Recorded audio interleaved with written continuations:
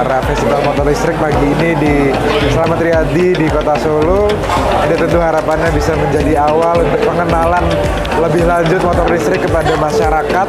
Tentunya bagaimana kita bisa mensosialisasikan bahwa penggunaan motor listrik itu satu bermanfaat dan kedua juga memudahkan untuk masyarakat.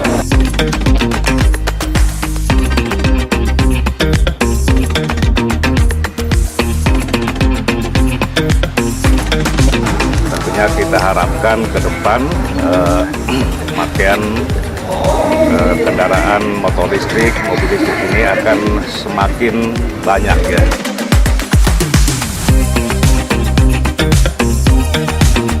Kepada masyarakat untuk tidak perlu ragu lagi untuk menggunakan kendaraan listrik. Tidak perlu ragu di mana nanti tempat untuk melakukan pengecasan, karena di semua tempat, di pusat-pusat keramaian, kami sudah memasang stasiun pengisian kendaraan listrik umum. Maka kami menghimbau kepada masyarakat semua, ayo beralih ke kendaraan listrik.